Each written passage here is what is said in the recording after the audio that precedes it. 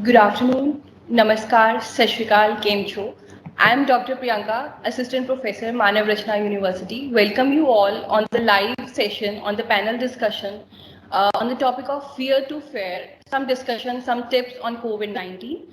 Today, among us, we have a panel of doctors from the QRG Health City. So I welcome Dr. Jitendra Kumar. He's the Director for Nephrology Department and the Kidney Transplant Unit at QRG Health City.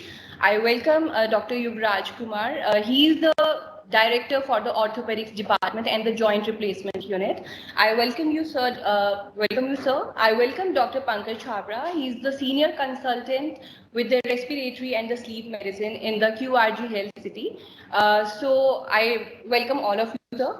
Thank you. Thanks for joining with us. So today we are conducting this session with the QRG Health City in association with the Manav Rachna International Research Institute, Faridabad. So I would request Dr. Jitendra Kumar to open this panel discussion so that we can start with the session, sir. Okay, So over to you. Thank you. ये वाकई खुशी की बात है कि मानव रचना ने एक initiative लिया है towards spreading education and awareness about health. आज की दुनिया में जब क्या है, लोगों के मन में डर है, लोगों को कोरोना नहीं, कोरोना के डर के कारण जाने जा रही है। और इतना ही नहीं, उस डर के कारण कुछ लोग तो घर में दुबके पड़े हैं और उस डर के कारण बाकी मरीज जो हैं, चाहे वो किडनी के हों, हार्ट के लोग हैं, कभी कभी वो सफ़र करने लगे हैं और पूरी की पूरी ज़िंदगी जो है एक तरीके से पटरी से उतर गई है। तो आई रियली अप्रिशिएट कि मानव रचना ने एक इनिशिएटिव लिया कि हम लोग उस फियर साइकोसिस से बाहर आए। न कोरोना से डरना है, न इसके कॉम्प्लिकेशन से डरना है। We are there for you. अगर मैं डॉक्टर छाबरा की बात करूं तो ही इज फ्रंट रनर हैं। वो कितने ही कोरोना के मरीजों को उन्होंने ठीक करके घर भेजा। अगर मैं अपनी बात करूं तो इस कोरोना पीरियड में भी, लॉकडाउन में भी हमने 8-10 हज़ार डायलिसिस कर डाले सक्सेसफुली विदाउट स्प्रेडिंग इन्फेक्शन। और अगर डॉक्टर युवराज की बात करूं तो उनकी सर्जरी वैसे ही चल रही है जैसे चलनी चाहिए। तो हम लोग डर से बाहर आएँ और एक जीवन को एक फेयर मौका दें, कोरोना को भी फेयर मौका दें और ज़िंदगी को फिर से पटरी पे लाएं। तो I am really thankful, thank you for and Manav Rachna आगे भी ऐसा प्रोग्राम करता रहेगा। तो आई थिंक कि मॉडरेटर प्रियंका ही बेटर रहेंगी। तो let us start the discussion and बाद में लोगों से इंटरेक्ट करने का भी मौका मिलेगा। Thank you, sir. So, sir, before we going ahead, I want to have your viewpoint on COVID-19. So I would request we should start with you only. What are the tips or the suggestions or the patients that you have come across during this phase of last 4 months? What is your opinion on this particular viral infection, sir? देखिए, शुरू में ये बहुत highly contagious disease है और हम लोग भी काफ़ी प्रिकॉशन लेके अभी बात कर रहे हैं और बाकी लोग ऑनलाइन इसको सुन रहे हैं। तो ये आदमी से आदमी को फैलता है। सरफेस पे जो वायरस होता है वो लबाइल होता है, वो उतना ज़्यादा नहीं परसिस्ट करता, लेकिन एक बार ये हमारे रेस्पिरेटरी ट्रैक में चला जाता है तो उस वायरस को ज़िंदगी मिल जाती है, वो पनपने लगता है और फिर एक इंसान से दूसरे इंसान में फैलता है। तो अगर हम लोग प्रिकॉशंस का पालन करें तो इसको वाकई फैलने से रोक सकते हैं। और लॉकडाउन या बाकी तमाम चीज़ें हैं, लेकिन मैं समझता हूं कि इसका जवाब बेटर हमारे डॉक्टर छाबरा दे पाएंगे। डॉक्टर छाबरा। Thank you. पहले तो मैं इस चीज़ के लिए बात करूंगा कि फेयर टू फेयर भी जरूरी है कोरोना के लिए और थोड़ा फेयर रहना भी जरूरी है। आजकल जो कोरोना में जो केसेस जो इंडिया में इतने ज़्यादा बढ़ रहे हैं उसमें कहीं ना कहीं लोगों की लापरवाही भी इसमें सामने आती है। People have become more careless about the disease कि ये चलता है वाली एटीट्यूड जो आजकल लोगों में आ गया, उस चक्कर में कोरोना का जो ये कॉम्प्लिकेशन है, डेफिनेटली जैसे जैसे लॉकडाउन खोलेगा कोरोना के जो केसेस है वो अप्रिशिएट होंगे, वो बढ़ेंगे, लेकिन जिस रेट से वो बढ़ रहे हैं वो एक चिंता का विषय है। बिकॉज अभी कल 95,000 है and we are about to touch 1 lakh cases per day which is highest in the world. जो मैक्सिमम केसेस कोरोना के गए हैं world wide about to India, that is 80,000 per day. So we have touched another grim milestone which is 1 lakh cases per day. तो corona के बारे में मैं ये बोलूंगा कि थोड़ा बहुत फियर लोगों में जरूरी है। एक्सेसिव फियर होना भी इसमें नुकसान करता है। जैसे डॉक्टर जितेंद्र ने बताया कि कई लोगों में किडनी की डिजीज है, वो डायलिसिस पे हैं, वो रेगुलर डायलिसिस कोरोना से पहले करवा रहे थे। कोरोना के चक्कर में जो हफ्ते में 3 बार डायलिसिस करवाते थे हॉस्पिटल में आके, वो 1 बार करवाते हैं, कभी कभी 2 बार करवाते हैं, कभी कभी मिस कर जाते हैं। तो ये एक डिजीज को आप प्रिवेंट करने के चक्कर में अपने जो एक्स्ट्रा डिजीज है उसको बढ़ावा ना दे, प्रिकॉशन लेके आप अपना रूटीन एक्टिविटी कंटिन्यू करेंगे तो मेरे हिसाब से you will be more healthy and fit rather than absolutely staying at home and don't taking any medicines. Thank you doctor Pankaj, आपके पास मैं अभी वापस आऊंगी. I have something Yeah. To ask from you, but before that I will ask to doctor Yuvraj. Sir, इस lockdown phase में या lockdown के खत्म होने के बाद कितना नंबर ऑफ पेशेंट जो है आपके पास बढ़ा या उस पर्टिकुलर फेज में बंद हुआ था, और कितने लोग आपके पास आते हैं जो न्यू हेल्थ इश्यूज के साथ आना शुरू हुए हैं? जहाँ तक कोरोना की बात है तो ड्यूरिंग लॉकडाउन पीरियड में हम लोगों में जो भी ओपीडी में पेशेंट्स आते थे, अगर आई वुड से कि उसमें 60 to 70% ड्रॉप हुआ था. फिर धीरे धीरे लास्ट 1-2 महीने में धीरे धीरे लोग में थोड़ा भी, जो मैंने बात की कि फियर फैक्टर थोड़ा कम हुआ या कुछ लोग उसको गलत सेंस में यूज करने लगे. सो अब पेशेंट्स धीरे धीरे बढ़े. आई वुड से कि लास्ट 1 मंथ में अब कम से कम 50% हुआ है. फिर भी ये जो कोरोना है उसमें ये सही बात कही गई कि लापरवाह होना तो सबसे घातक होगा. कि आप केयरफुल हो, ये ठीक है कि फियरफुल नहीं हो, लेकिन केयरफुल तो होना ही पड़ेगा. So that is very important. और इसमें प्रिकॉशन लेके शो को तो आगे चलाना ही पड़ेगा, क्योंकि इसके और बहुत ही सारे मल्टी डायमेंशनल इम्पैक्ट है. So we have to take everything into account and we have to move ahead. Yes. सर, मैं आपसे ये जानना चाहूंगी, अभी हम नंबर की बात कर रहे थे कि there is no another day, maybe today itself we will break the record. Right. India would be at the top level, right? तो ऐसी क्या precautions हम उन लोगों को दे सकते हैं कि ओके, आपके लिए फाइनेंशियल कंसर्न्स हैं, आपके लिए इकोनॉमिकल कंसर्न्स हैं कि आपको जॉब के लिए बाहर निकलना ही पड़ेगा.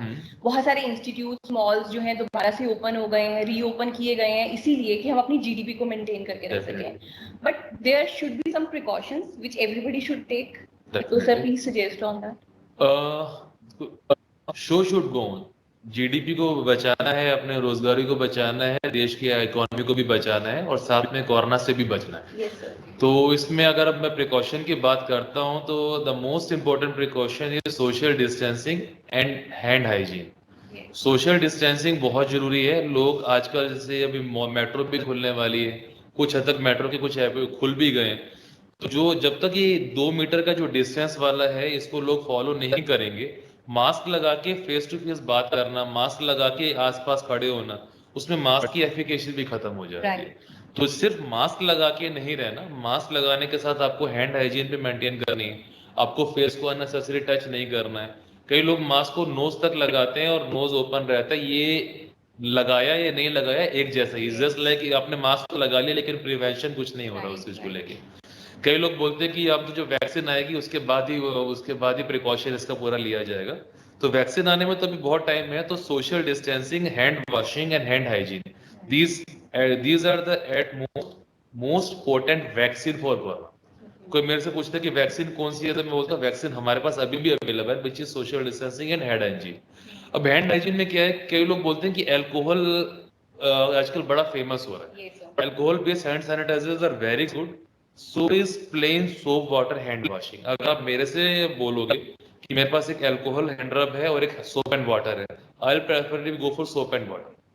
अगर आप बाहर हैं, अपने ऑफिस में है जहाँ पे हैंड वॉशिंग की फैसिलिटी इतनी नहीं है, उस टाइम पे alcohol based hand gel is okay. Otherwise अगर आपके पास हैंड वॉशिंग की फैसिलिटी है, 20 सेकेंड्स तक अगर आप रनिंग वाटर में हैंड वॉश करते हैं, it will wash out every fomite which is sticking to your hands.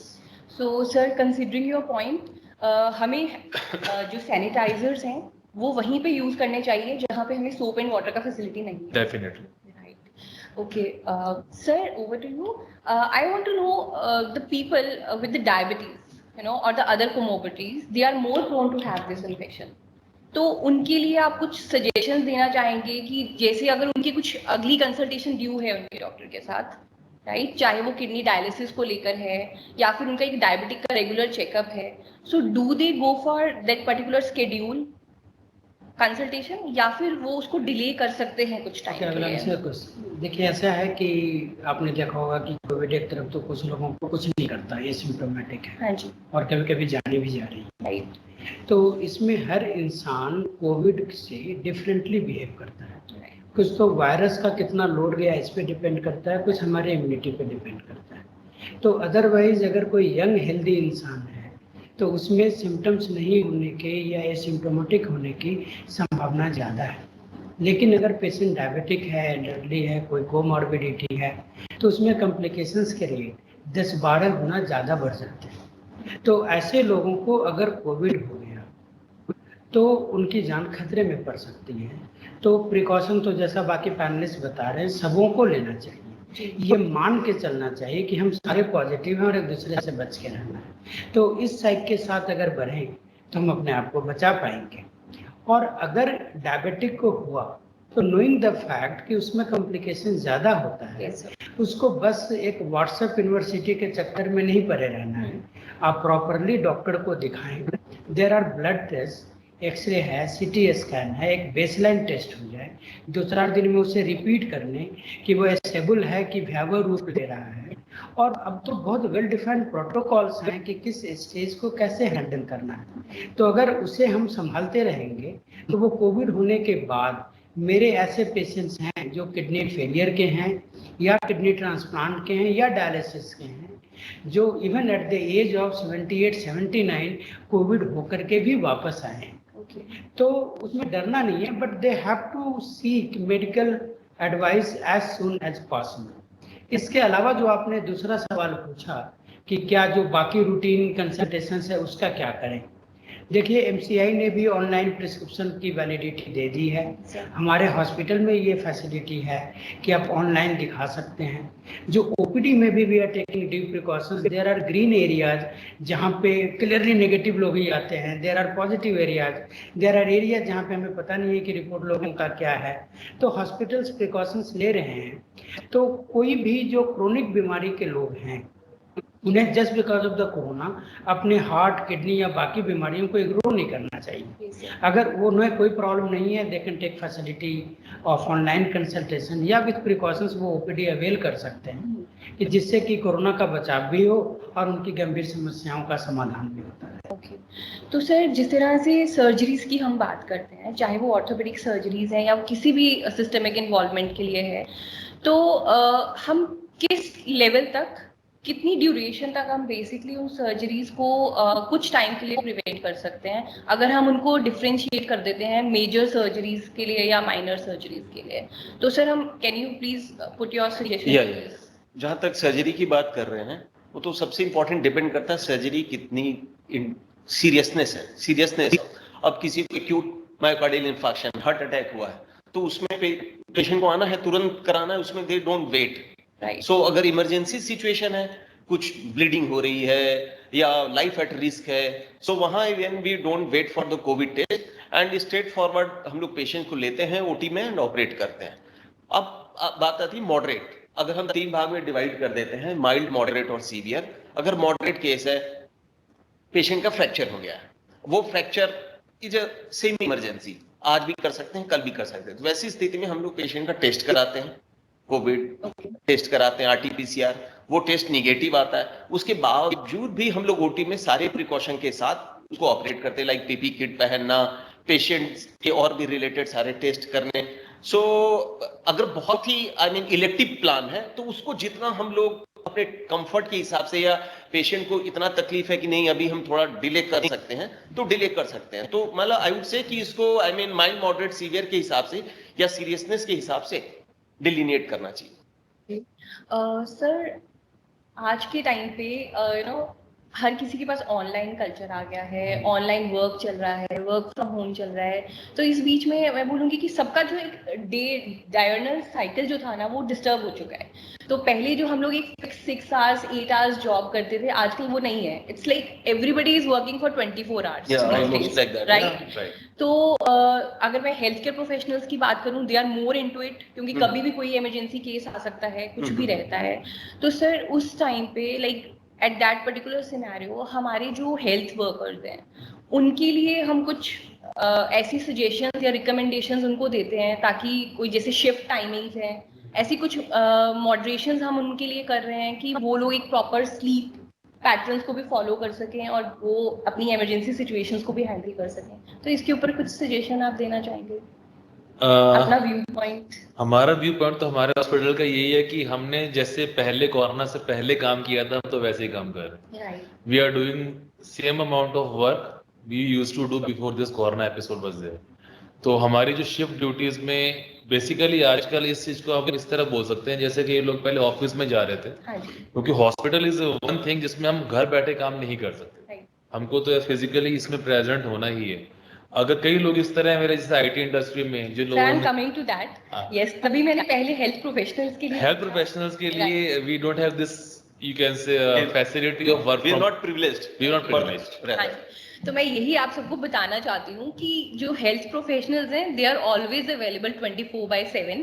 सो उनको इम्पैक्ट आ भी रहा है, नहीं भी आ रहा है, but we all are working on the same level with the same energy levels. So now coming to my main point sir, कि जो वर्क फ्रॉम होम का कल्चर इस टाइम पर है उसकी वजह से उसका साइड इफेक्ट जो आए हैं वो बहुत ज्यादा है, not related to the joint pains, but कहीं ना कहीं स्लीप इंसोम्निया का जो प्रॉब्लम लोगों में आना शुरू हो गया है वो बहुत हाई है। बिल्कुल। वो इतना ज्यादा पूरा दिन एक्टिविटी कर रहे हैं और रात को नेटफ्लिक्स या वेब सीरीज जो है उनमें देख रहे हैं, and the reason which they are giving is कि उनको नींद ही नहीं आ रही है। तो सर इसको हम कैसे वर्कआउट कर सकते हैं? देखिए, इसको हम बोलते हैं circadian work disorder, shift work disorder. Basically आपका जो साइकिल था जो स्लीप वाला वो सारा आपने डिस्टर्ब कर दिया।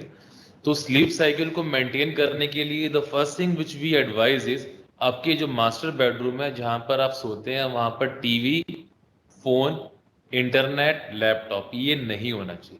There should be a specific working area in your home जहां पर आप ये सारा ऑनलाइन काम करें।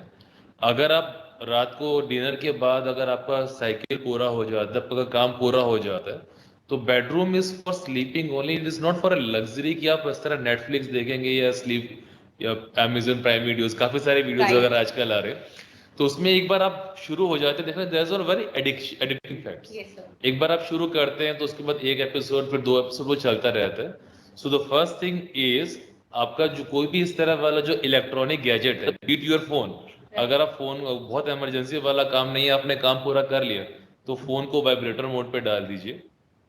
टीवी, लैपटॉप और जितने भी कम्युनिकेशंस वाले डिवाइस हैं, इसको स्लीप वाले टाइम पे अपने बेड पे नहीं रखें। सेकंड थिंग इज आपका जो एक साइकिल आप घर पे मेंटेन करें, लेट से आपका जो टाइमिंग है वर्क का वो 8 o'clock तक है इवनिंग में, Yes, sir. उसके बाद से लेके आपका जो सोने वाला टाइम है और डिनर करने के बाद इमीडिएटली लेटना नहीं। So what people do is 8 बजे तक काम किया, 8 से 10 9 बजे अपने डिनर किया और डिनर करने के बाद लेट गए। तो दैट प्रमोट्स ओबेसिटी, जो कि डॉक्टर जितेंद्र इसमें चीजें में देखते हैं, that promotes diabetes, that promotes cervical changes, because आजकल क्या है, लैपटॉप आपने रख दिया बेड पे और टेढ़े होकर उसमें सीरियल देख रहे हैं। Right. तो आजकल सर्वाइकल वाली प्रॉब्लम, इससे मैं भी खुद भुगत चुका हूँ, and I have learn the hardest way कि बेडरूम में बेड पे ये लैपटॉप और ये फोन वाली चीजें हैं, these are very detrimental to your physical health, to your mental health. Physical health के लिए जो प्रॉब्लम हो, doctor जुयुराज is a better person to answer in those cases. So sir, please continue with the same. ये अभी मैंने देखा है कि फॉर लास्ट 6 मंथ्स जो भी ये कोरोना टाइम था, कोरोना पैंडेमिक था, तो कम से कम 400% राइज हुआ टेली कंसल्टेशन ऑर्थोपेडिक प्रॉब्लम के लिए। और ऑर्थो के जो स्टिफनेस के प्रॉब्लम थे, जो बैक पेन के प्रॉब्लम थे, जॉइंट्स पेन के थे, सर्वाइकल के, वो काफी 4 टाइम्स 6 टाइम्स इंक्रीज हुए। रीजन ये था कि पहले कम से कम लोग सब लोग, कुछ लोग एक्सरसाइज करते थे, कुछ लोग नहीं करते थे। कुछ लोग जो एक्सरसाइज नहीं करते थे, कम से कम वो ऑफिस जाते थे, मेट्रो पे जाते थे, घूमते थे, मोबिलिटी बनी रहती थी, एजिलिटी बनी रहती थी। अभी क्या हुआ कि वो सारा स्टिफ हो गया है, घर में है, चाहे बहाना मिल गया, बस एक्सरसाइज भी नहीं हो रहा है, मूवमेंट भी नहीं हो रहा है, और खाना भी खा रहे हैं। अब खाना का भी अगर वो चीज को बैलेंस देखा जाए तो डाइट भी बढ़ रहा है और एक्सरसाइज नहीं हो रहा है। सो इनपुट हो रहा है लेकिन आउटपुट नहीं हो रहा। सो ये इनपुट आउटपुट का जो इम्बैलेंस है ना, उसकी वजह से वेट पुट ऑन हुआ और आपके जॉइंट्स पे, नेक पे, बैक पे स्ट्रेस हुआ और ये सारे प्रॉब्लम हुए। तो इनको तो ध्यान में रख के उसको काउंटर करना ही पड़ेगा। राइट।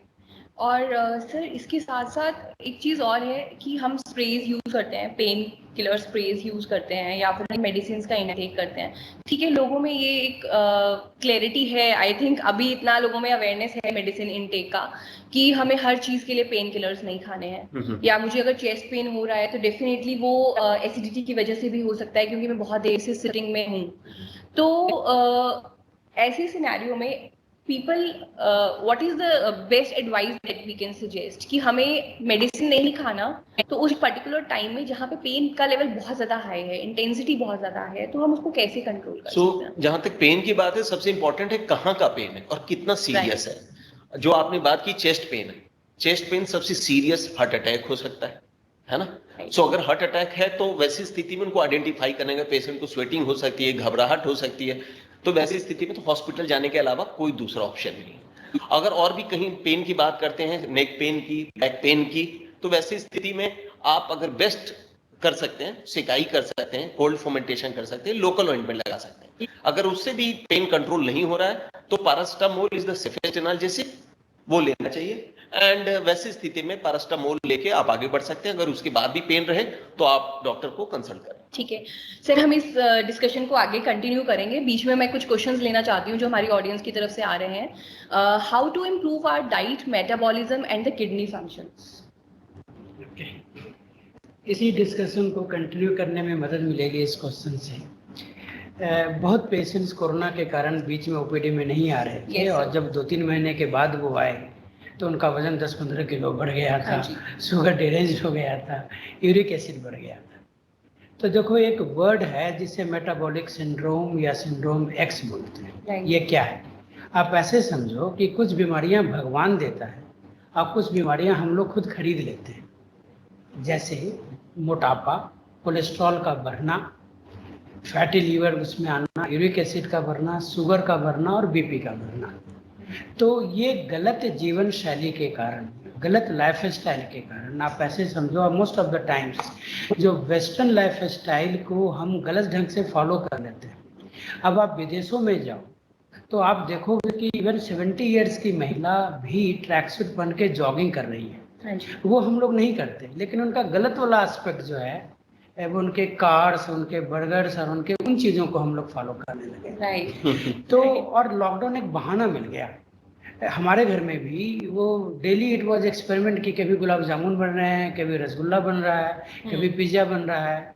तो जैसा भी डॉक्टर युवराज बता रहे थे कि हमें कैलोरीज की रिक्वायरमेंट है to keep ourself moving. Suppose हमारी requirement because of lack of activity 1500 calorie की है, और हमने 3000 कैलोरीज इनटेक कर लिए, तो वो 1500 कैलोरीज कहाँ करेगा? वो चर्बी बनाएगा। और इन्हीं सब चीज़ों का जो हम नेग्लेक्ट कर देते हैं, उसके कारण बहुत सारी बीमारियां बढ़ जाती हैं और एक बीमारी दूसरे बीमारी को पैदा करती है। तो अगर हमारा लाइफस्टाइल अच्छा हो, जिसमें एक्सरसाइज बहुत इम्पॉर्टेंट है, कैलोरीज पे नज़र रखना बहुत ज़रूरी है। और हाँ, जंक फूड की अगर हम बात करें तो सिर्फ बर्गर और पिज्ज़ा जंक फूड नहीं है, कचौरी, समोसा, पकौड़े भी जंक फूड हैं। तो उन चीज़ों को ध्यान रखें कि हम वेजिटेबल ज़्यादा रखें, फ्राइड कम लें और खान पान में नियंत्रण रखें। योगा प्रिवेंशन के लिए बहुत अच्छा है। तो हमारी फिजिकल एक्टिविटी हो और खान पान में नियंत्रण हो और हम अपनी इन पहलुओं पे नज़र रखें। जैसे मोटापा का भी पैटर्न है। अगर कोई 7 फीट के आदमी का वजन अगर 90 केजी है तो शायद वो उतना बुरा नहीं है जितना 4 फीट के आदमी का 90 केजी वजन होना, जिसको बीएमआई वगैरह के नाम से हम लोग जानते हैं। दूसरी तरफ अगर यह वजन मस्कुलर है, मसल का वजन है, वो इतना बुरा नहीं है जितना वो वजन तोंद के कारण है। तो उसके तो खैर मेडिकल वर्ड्स हैं, डेफिनेशंस हैं, लेकिन मोटे तौर पे हमें लीन एंड थिन रहना है, फिजिकली एक्टिव रहना। बहुत ज़्यादा करने की जरूरत नहीं है, सिर्फ 1 घंटा का फिजिकल एक्टिविटी, चाहे ब्रिस्क वॉकिंग या एनीथिंग बेटर दैट हो, और कैलोरीज के प्रति माइंडफुल रहें। जैसे ये समझो कि ये गुलाब जामुन लिया तो वो हमारे 2 या 3 किलोमीटर के बराबर की एनर्जी मैंने ले ली। और अगर हम अफोर्ड कर सकते हैं कि उतना वर्कआउट करके उसको बर्न आउट करें, दैट्स फाइन, लेकिन बस उसे जमा करते रहेंगे तो वो बीमारियों को हम इनवाइट कर रहे हैं। तो इस लॉकडाउन में तो मैंने देखा है कि ये सब चीज़ें वाकई बढ़ गई हैं, और सिर्फ दवाइयों से एक्सपेक्ट करना ठीक नहीं है। देखिए, बहुत बार लोग एलोपैथी डॉक्टरों को गलत समझ लेते हैं। इनफैक्ट हमारे सारे टेक्स्ट बुक्स में, चाहे वो डायबिटीज मैनेजमेंट की बात हो, कोलेस्ट्रॉल मैनेजमेंट की बात हो, हार्ट मैनेजमेंट की बात हो, हम लोग सबसे पहले लाइफ स्टाइल मॉडिफिकेशन की ही बात करते हैं। बिल्कुल। तो एक अच्छी जीवन शैली, अच्छी दिनचर्या, एक अच्छा लाइफ स्टाइल, योगा उसका एक अच्छा हिस्सा है। उसके साथ दवाइयाँ, ये सब कम्प्लीमेंट्री हो जाती हैं। जीवन में रूटीन और डिसिप्लिन का होना जरूरी है। और Covid doesn't give you excuse कि भाई कोविड के डर के कारण आपने अपने वेट को 15 किलो बढ़ा लिया। जी। तो एक हेल्दी लाइफ स्टाइल की आदत हमेशा होनी चाहिए। और अब उसमें तो हाइजीन ऐड हो गया है।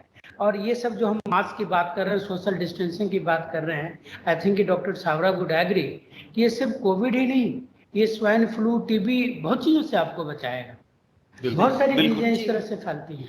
सर, हमारे बीच में एक क्वेश्चन आया है ऑडियंस के थ्रू, जो पूछ रही है कि रिसर्चर्स जो हैं वो रिकमेंड कर रहे हैं कि हमारे को जो प्रोसेस्ड फूड है या जो है वो नहीं खाना चाहिए और हमें वाटर का इंटेक ज़्यादा रखना चाहिए। तो क्या किडनी पेशेंट्स या कोई भी मेटाबॉलिक डिसऑर्डर्स के पेशेंट्स को हम रिकमेंड कर सकते हैं कि उनको ज़्यादा वाटर इंटेक लेना चाहिए to prevent the chances of COVID? इसमें आई थिंक कि थोड़ा कंफ्यूजन भी लोगों को रहता है। जो नॉर्मल इंसान हैं उनको पानी इतना पीना चाहिए कि उनका यूरिन पीला ना। मैं रफ गाइडलाइन के लिए रफली 2.5 to 3 लीटर्स। आप समझो कि एक गिलास अगर 250 ml का है तो 10-12 गिलास पानी। लेकिन कभी कभी एम्बिएंट टेम्परेचर दिल्ली जैसे जगहों पे इतना ज़्यादा हो जाता है कि we lose up to 1 to 1.5 litre of water in perspiration. तो उस टाइम में आप 2 लीटर भी कम पड़ सकता है। तो अगर आप आउटडोर रह रहे हैं तो may be you require 4 to 5 litre during peak summer. लेकिन दूसरी तरफ अगर किसी को बीमारी है, जैसे किसी का हार्ट का पंप कमजोर है या किसी का किडनी कमजोर है या लीवर के कमजोरी के कारण बॉडी में पानी रिटेन करने की टेंडेंसी हो गई है, तो यह नॉर्मल आदमियों के लिए है कि आगे बीमारियां ना हो। अगर एक बार बीमारी हो गई, किडनी कमजोर हो गया, हार्ट कमजोर हो गया, वो अब उसी रफ्तार से पानी पिएगा तो that may be counter productive. तो प्रिवेंटिव स्ट्रेटेजी उन लोगों के लिए है जो हेल्दी हैं, जिन्हें डिजीज प्रिवेंट करना है। और एक बार डिजीज हो गया then they have to be mindful। तो उनका जो प्रिस्क्रिप्शन होगा that will be individualized as per their own requirement। Process food बहुत घटिया चीज़ है। एक तरफ तो ये ताज़ा नहीं होता, इसमें केमिकल्स होते हैं, एंटीबायोटिक्स बहुत मिलाते हैं, कंटेमिनेशन बहुत होता है, they are likely to get more infected, food poisoning के चांसेस बहुत ज़्यादा होते हैं और उसमें फाइबर नहीं होता है।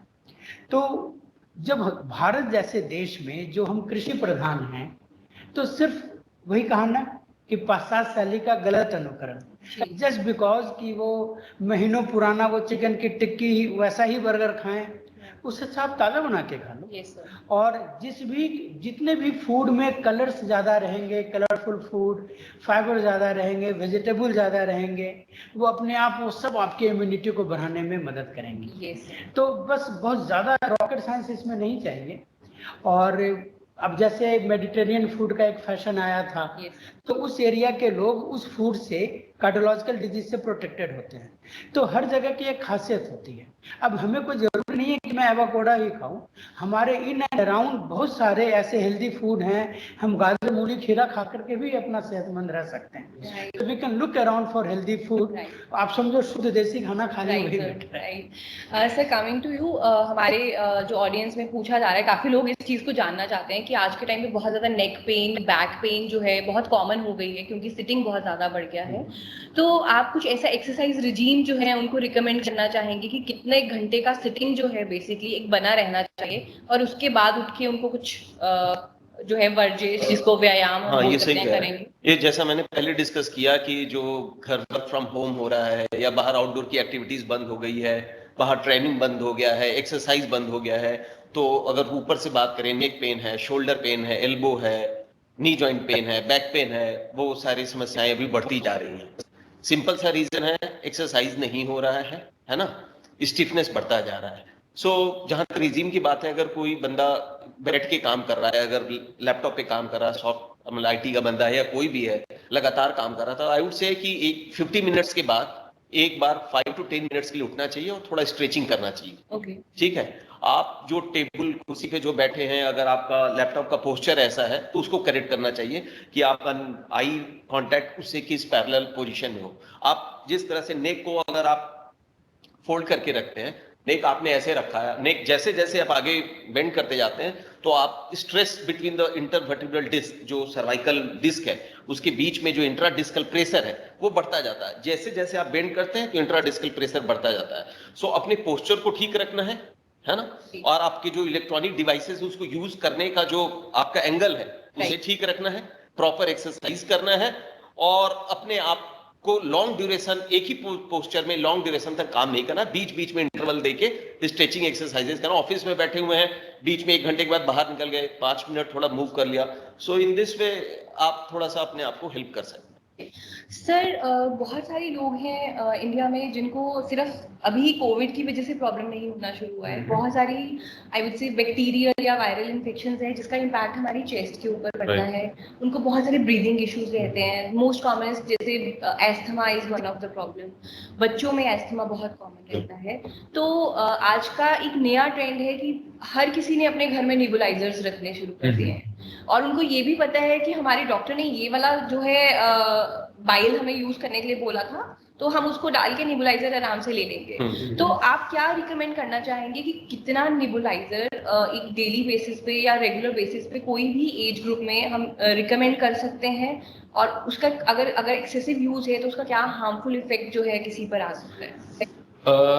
नेबुलाइजर हमें ये देखना है कि किस एज ग्रुप में दिया जा रहा है और किस कंडीशन में दिया जा रहा है, क्योंकि जो रेस्पिरेटरी सिम्टम्स हैं बिल्कुल ओवरलैप करते हैं। अब जैसे रेस्पिरेटरी सिम्टम में आप एस्थमा लेते हैं या सीओपीडी लेते हैं, उसमें ब्रेथलेसनेस होती है, सांस की दिक्कत होती है। अब वो सांस की दिक्कत जरूरी नहीं है कि एक 10 साल के बच्चे को सांस की दिक्कत एस्थमा के कारण हो और 60 साल के आदमी को भी सांस की दिक्कत एस्थमा के कारण हो। कई लोग ये करते हैं, जैसे किसी को डायबिटीज है, स्मोकर है, जिसको सारे रिस्क फैक्टर है हार्ट डिजीज के, अब उसको हार्ट की दिक्कत हो रही है लेकिन उसको सांस की दिक्कत साथ में आ रही है, और वो नेबुलाइजर लेके अपने जो ब्रीदिंग प्रॉब्लम है उसको तो सॉल्व कर रहे हैं, लेकिन जो बेसिक प्रॉब्लम है उसकी हार्ट की वो बढ़ रही है। तो किस कंडीशन में नेबुलाइजर प्रिस्क्राइब किया जा रहा है वो जरूरी है। बच्चों में अगर आप नेबुलाइजर की बात करते हैं तो 5 से 10 साल की उम्र के बच्चों में 10% बच्चों में एस्थमा की दिक्कत है।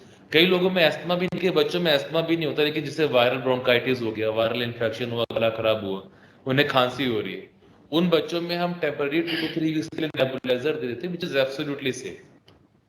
यही अगर हम नेबुलाइजर किसी यंग को देते हैं which is okay, age factor के हिसाब से नेबुलाइजर नहीं दिया जाता। नेबुलाइजर वाली वही कहानी है कि one size does not fit all. Her breathlessness is not asthma, तो हर सांस की दिक्कत में, हर खांसी में नेबुलाइजर देने का रोल नहीं है। आप खांसी या जो सांस की दिक्कत है उसको इवेल्युएट करें। कई बार ट्यूबरकुलोसिस वाले पेशेंट होते हैं, वो नेबुलाइजर यूज करने लग जाते हैं क्योंकि उनको लगता है कि उनको ब्रोंकाइटिस है। अब जब भी आप नेबुलाइजर यूज करेंगे और टीबी वाला पेशेंट है, वो अगर खांसेगा नेबुलाइजर लेके, तो वो टीबी के बैक्टीरिया को और फैला रहा है बाकी लोगों को। सेम विद जिससे कोविड वाले पेशेंट्स हैं, इनमें हम नेबुलाइजर तभी यूज करते हैं जब बाकी सारे सिस्टम्स एग्जॉस्ट हो जाए, बाकी सारे रेमेडीज हमारे एग्जॉस्ट हो जाए, बिकॉज नेबुलाइजर एक क्या है, ये एरोसोल जनरेटिंग प्रोसीजर है, तो हवा में एरोसोल्स बनते हैं। कोई कोविड पेशेंट है, उसको हमने नेबुलाइजर दिया, उसने नेबुलाइजर यूज किया, तो जो फ्यूम्स हैं उसमें कोविड के वायरस बाकी हेल्थ केयर वर्कर्स को या बाकी पेशेंट्स को फैला सकते हैं। तो nebulizer is a very good modality when it is used in an appropriate condition, but इसका misuse can be dangerous sometimes. और सर एक चीज और इसमें मैं पूछूंगी कि जो नेबुलाइजर हम यूज करते हैं, बेसिकली उस टाइम पे जो रूम टेम्परेचर है वो किस तरह का रहना चाहिए? Whether it should be in, it can be given और delivered in with the AC on और फैन ऑन? ये it can be given with fan on, but कई फैन ऑन, या डेफिनेटली। बेसिकली नेबुलाइजर में कई लोग क्या करते हैं कि नेबुलाइजर में जो फ्यूम्स हैं वो आप जब ब्रीदिंग इन कर रहे हैं तो उसमें वो फ्यूम्स अंदर जा रहे हैं, और ब्रीद आउट करने पे फ्यूम्स बाहर निकल जाते हैं। तो कुछ एक वेस्टेज 20 to 30% का नेबुलाइजर में होता है, और नेबुलाइजर में जो मेडिसिन में डोज है वो वेस्टेज को कवर अप करने के लिए दिया जाता है। कई पेशेंट्स क्या करते हैं कि फ्यूम्स जितना भी मैक्सिमम फ्यूम्स अंदर ले लें, वो जल्दी जल्दी ब्रीदिंग करते हैं और डीप ब्रीदिंग और रैपिड ब्रीदिंग करते हैं ताकि नेबुलाइजर की मैक्सिमम मेडिसिन को अंदर ले लें। उस कंडीशन में क्या होता है, एक हाइपर वेंटिलेशन सिंड्रोम आ जाता है जिसमें बॉडी सुन पड़ जाती है। तो नेबुलाइजर का एक बेस्ट तरीका है कि अगर आप जहां पर भी ले रहे हैं तो नेबुलाइजर को लगा के आप नॉर्मल ब्रीथिंग करें। उसमें जो वेस्टेज होता है वो वेस्टेज को कंपनसेट करने के लिए उस हिसाब से ही डोजिंग किया जाता है। And sir, what about steam inhalation? Steam inhalation is a very good device. वो जो लंग्स के जो सिक्रीशंस है उसको पतला रखते हैं, जो फ्लैम बनता है उनको थोड़ा सा क्लियर करता है। Steam inhalation is very good. जैसे कोरोना वाले हमारे पेशेंट्स हैं उनमें 2 से 3 बार स्टीम इनहेलेशन करवाते हैं, बिकॉज जो लंग्स में जो सिक्रीशंस जो एक्यूमुलेट हो जाते हैं, जो ड्राइड अप सिक्रीशंस एक्यूमुलेट हो जाते हैं, उन सबको ये मेल्ट डाउन करता है। And steam is one modality जिसमें आप 10 बार भी ले लोगे तो there is no side effect of it. Right. So it is a very good and safe modality, you can use it. अगर आपको सिम्टोमेटिकली बेटर लगता है स्टीम लेने के बाद, तो हर 4 से 6 घंटे के बाद हम कोविड वाले पेशेंट को स्टीम लेने की सलाह देते हैं, but that is an OPD procedure. Sir, जैसे कि आज के सिनेरियो में हम बार बार बात कर रहे हैं इसी चीज़ पे कि वर्क फ्रॉम होम बहुत ज़्यादा हो गया है, सीडेंटरी लाइफस्टाइल बहुत ज़्यादा हो गया है, तो उसकी वजह से जो हमारी रिलेटेड कोमॉर्बिडिटीज़ हैं वो बहुत ज़्यादा बढ़ गई हैं, राइट। चाहे वो मस्कुलोस्केलेटल डिसऑर्डर्स हैं वो बहुत ज़्यादा बढ़ गए हैं। तो ऐसा सिचुएशन जहाँ पे एक पेशेंट है जिसको मस्कुलोस्केलेटल प्रॉब्लम्स भी हैं, वो डायबिटिक भी है, उसको जैसे myalgia is one of the symptom वो भी है, और एज मैं आप लोगों से बार बार इस चीज़ पे आ रही हूँ कि चेस्ट पेन हो रहा है पेशेंट को, तो हम कैसे डिफ्रेंशिएट करें, या उस पर्टिकुलर टाइम पे कि नेक बेंडिंग बहुत ज़्यादा बढ़ गई है, प्रेशर आ रहा है चेस्ट के ऊपर, मसल एक हो रहा है, बहुत ज़्यादा इन्फ्लेमेशन है and the patient is feeling so much discomfort, तो उसमें हम क्या रिकमेंड करेंगे, कहाँ पे उसको डायरेक्ट करेंगे कि वो मस्कुलोस्केलेटल में जाए या कोविड के सिम्टम्स हैं ऐसा आप बोल रहे हैं। एग्जैक्टली, तो वो हम कैसे रूल आउट करेंगे? नहीं, लेकिन यहाँ पे मैं प्रियंका आपको ये बताऊंगा कि देखो, सिम्स एक बुक है जिसको पढ़ के आप 15 दिन में ट्रीटमेंट सीख सकते हो। हाँ जी। ये फीवर की दवा, ये दर्द की दवा, लेकिन MBBS में 5 से 6 साल लग जाते हैं, MD में 3 साल और DM में 3 साल और, सिर्फ ये पढ़ाने में कि डायग्नोसिस क्या है। Yes sir. तो डायग्नोसिस का होना बहुत जरूरी है। तो सर लेकिन आजकल, sorry to interrupt you, but आज के दिन में सर पेशेंट्स खुद से ही डॉक्टर्स बन गए हैं। नहीं, तो ये गलत धारणा है। मैं वही चीज देखो, अभी इसीलिए कहा गया कि केयरफुल रहना है, फेयरफुल नहीं रहना है। I have lost kidney patients, ये सिर्फ कोरोना के डर के कारण, राइट, क्योंकि they miss their essential dialysis. तो मैं ये कहना चाह रहा हूँ कि अब देखो, जैसा अभी कुछ देर पहले भी डॉक्टर युवराज बता रहे थे कि अगर वो चेस्ट पेन का ओरिजिन इस्केमिक हार्ट डिजीज है तो उसमें हमें 1 घंटा भी लेट हो गया, तो हम लोग एक साल्वेबल पेशेंट को मिस कर सकते हैं। ऑन द अदर हैंड, अगर बैड एर्गोनॉमिक्स के कारण हमारे गर्दन में दर्द हो रहा है तो उसके लिए दवाइयों की जरूरत नहीं है, सिर्फ एक प्रॉपर हैबिट की जरूरत है, पोस्चर। लेकिन ये डायग्नोसिस करने के लिए डॉक्टर की जरूरत है। तो अनफॉर्चुनेटली जो व्हाट्सएप पे या सोशल मीडिया पे लोग भेज देते हैं कि मेरे गर्दन का एक्सरे आप डायग्नोसिस कर लो। इनफैक्ट एक पेशेंट हमसे कांटेक्ट कर रहा था ऑनलाइन। अब ऑनलाइन में प्रॉब्लम क्या है कि वो जो बता रहे वही तो सुन रहा हूँ। जब मेरे पास आया, देन आई रियलाइज कि उनका सोडियम 120 चल रहा है, जो न पेशेंट को पता था, न उसने डिस्कस किया, न मैंने बताया। And unfortunately that low sodium came out to be secondary to some cancer going on inside. तो मेरे कहने का तात्पर्य है कि हर सिम्टम को, अब जैसे जूते में कंकर हो तो दर्द की गोली लेंगे या कंकर निकालेंगे, तो डायग्नोसिस बिकम्स मोर इम्पॉर्टेंट। तो ऑनलाइन फैसिलिटी लें।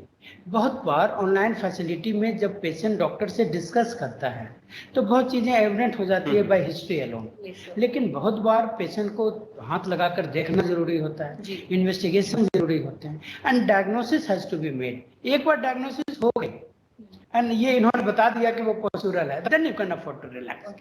तो कोरोना हो या ना हो, लेकिन बीमारी का जो एक बेसिक पैटर्न है डायग्नोसिस बनने का, उसके प्रिंसिपल से खिलवाड़ नहीं करना। सर एक्चुअली आजकल यही हो रहा है कि हम लोग गूगल पे चेक करते हैं, सो हमने कुछ सिम्टम्स देखे, अपने आप से हम लोग एक्सरेज भी करवा लेते हैं। अब वो एक्सरे किस पोजीशन में हुआ, नहीं, वो तो बहुत इंपॉर्टेंट है। आपके खुद एक्सरे कराने से कभी भी वो सॉल्व नहीं होगा, वो आपको आइडेंटिफाई करो। अगर पॉसिबल है तो आप टेली कंसल्टेशन करो, डॉक्टर का हेल्प लो एंड देन अकॉर्डिंगली मूव करो। तो आई वुड से कि something is better than nothing.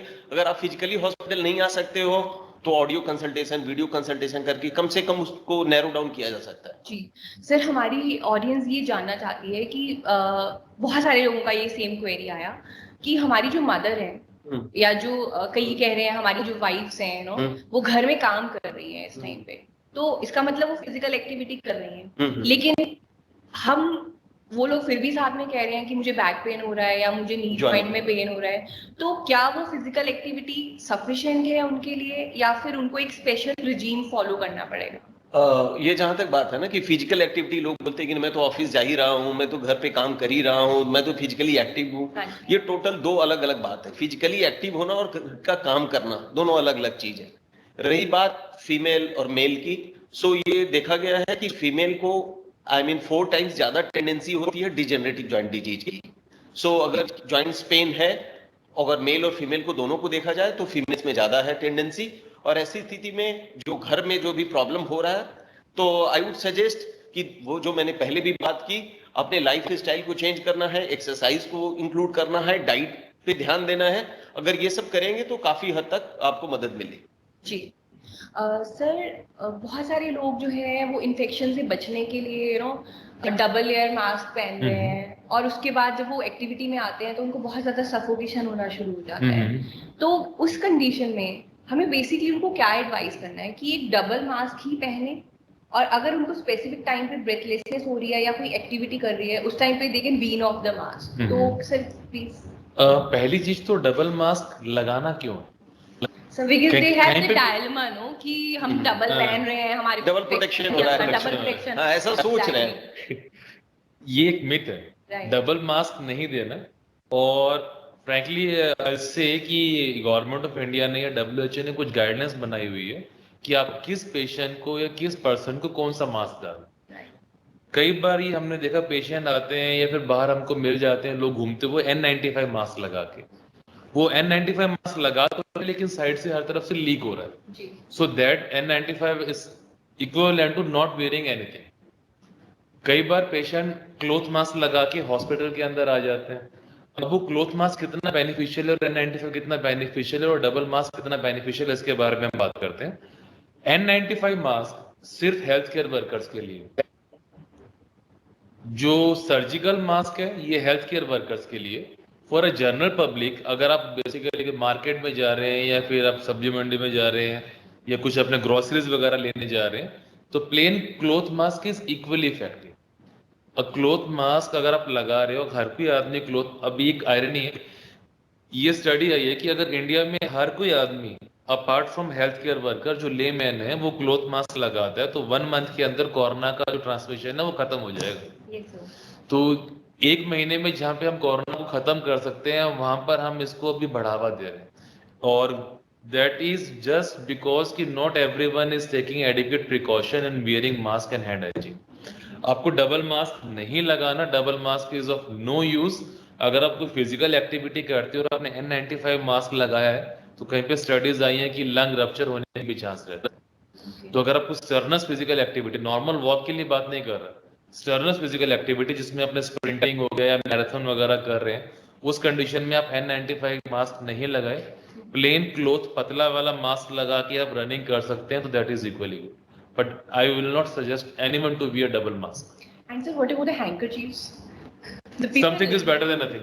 Right. That is equivalent to cloth mask. But handkerchief में ये है कि handkerchief ऊपर तो आप लगा लेते हो लेकिन नीचे से लीक होता है। Right. और cloth mask और handkerchief में वही डिफरेंस है। जो cloth mask है वो ऊपर और नीचे दोनों तरफ कवर कर रहा है, तो फोमाइट्स का जो ट्रांसमिशन है वो कम हो जाता है। हैंकरचीफ में अगर आप नहीं लगा रहे हो उससे बेटर है कि हैंकरचीफ लगा लो। लेकिन अगर आपके पास फैसिलिटी है क्लॉथ मास्क वर्सेस हैंकरचीफ की, तो क्लॉथ मास्क लगाएंगे which is more beneficial. Because हमारी population they are more prone to know कि इतने का कॉस्ट बैठेगा, they want to look for something very cost effective.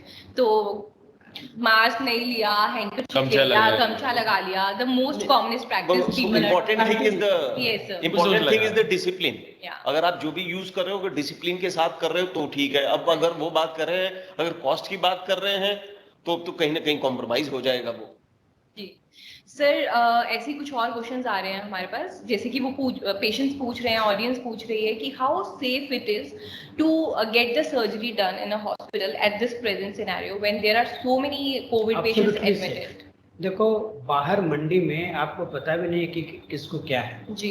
हमें मेरे अस्पताल में पता है कि किस कौन पॉजिटिव है, कौन नेगेटिव है, और कौन suspicious। कौन सस्पिशियस है। राइट। तो आई थिंक सर्जरी की जहां तक बात की जाए, हम लोगों ने सर्जरी शुरू की है पिछले 2-3 महीने में।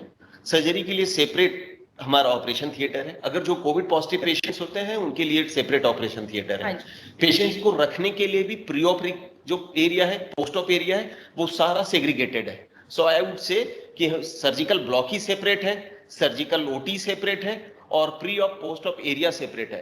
रही बात पेशेंट की सेफ्टी की, सो अगर ये पूरे ये सेफ्टी मेजर्स हम लोग ध्यान रखते हैं तो सर्जरी बिल्कुल सेफ है। और आजकल नंबर धीरे धीरे बढ़ता जा रहा है, जैसे जैसे लोग अवेयर हो रहे हैं वैसे वैसे सर्जरी का नंबर बढ़ता जा रहा है। Okay.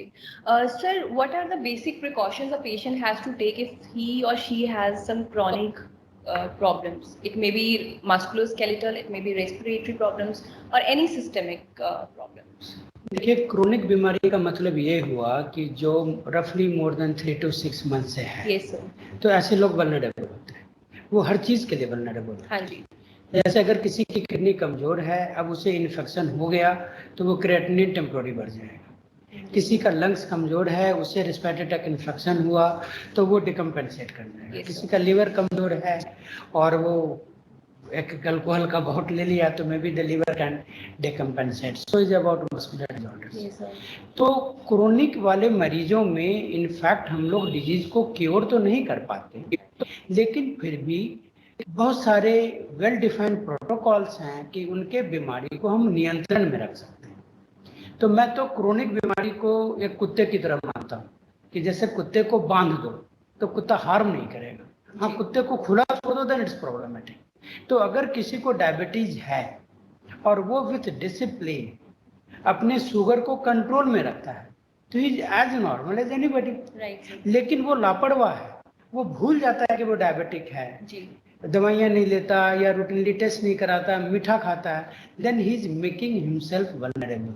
Right. वही बात ब्लड प्रेशर की है। अब समस्या ये होती है कि देखो, जब बलगम में खून आ गया तो सबको पता है टीबी या कैंसर होगा। जी। इनका काम, हमारा काम तब है जब हम बीमारी को शुरुआत में डिटेक्ट करके बाद बिगड़ने के पहले उन्हें हैंडल करें। Yes, sir. तो क्रोनिक बीमारियों में कोई जरूरी नहीं है कि सिम्टम हो सकता है कि किडनी 50% खत्म हो जाए और पेशेंट को सिर्फ मामूली गैस होकर रह जाए। Right, right. उसी तरह हो सकता है कि बीपी 180 हो और पेशेंट को सरदर्द ना हो। जी। तो एक लेवल के बाद जो भी 35 प्लस लोग हैं, they should go for yearly checkup. अगर सब कुछ नॉर्मल है, फाइन, वो अगले साल चेक कराएं। लेकिन अगर उन्हें पता चल गया कि किसी खास अंग में कोई खास कमजोरी है और सपोज वो हाइपरटेंशन के पेशेंट निकल जाते हैं, no, they should be aware कि this BP can damage their heart, it can damage their kidney, it can damage their eyes. अब उन्हें उन ऑर्गन्स के प्रति पर्टिकुलर रहना पड़ेगा। Right, sir. And they have to be regular with their doctor, whatever frequency and precautions is. Right. Thank you so much, sir. So I would say it was a phenomenal session, very nice experience for me to have a panel discussion with all of you, sir. So before we close the session, I would say I just want to pass on a message to the audience with your permission, sir, that if you have any myths, please clear, which is related to the health, clear it with your doctor. It can be your consultant, it can be any specialist, but please visit the doctor if you have any signs which you feel it can be related to COVID or not. Okay, if it is COVID, it can be treated. If it is not COVID, again, you can at least get the best advice from your doctors. So thank you all of us for joining us over here. Thanks a lot.